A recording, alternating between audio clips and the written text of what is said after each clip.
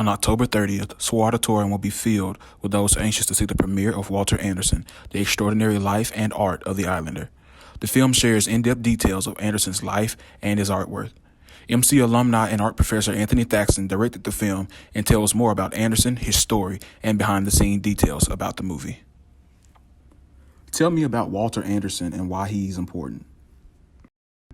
Yes, Walter Anderson was a Mississippi artist who lived in Ocean Springs, but he actually spent most of his time offshore out on Horn Island in the latter 20 years of his life. Especially, he would go out to Horn Island and he would paint, and he would come back in and do work for the pottery that his family owned. He would decorate pottery for about a week, and then he would go back out for 3 or 4 weeks and just live on the island, communing with nature and painting. And then after his death, they found this whole treasure trove of artwork that he had done throughout his life, and it has supported his family ever since. Besides being the director of this project, what other involvement do you have?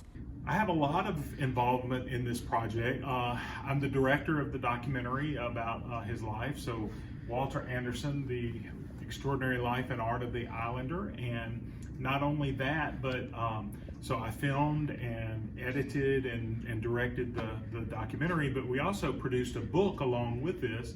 So Robert St. John and I compiled the book together. We wrote it and I designed the book, so I did all of the layout work and selected which images to go in and everything. So been pretty heavily involved in this. Tell me where and how you found out about Walter Anderson.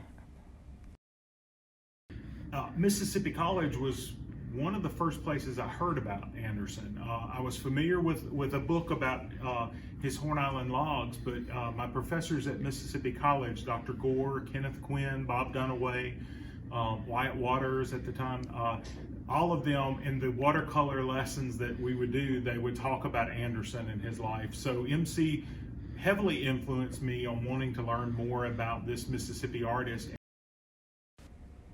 Thaxton says that the film will be made viewable November 4th on MPB, and the book will be available mid-November. Braxton Lewis, MCTV.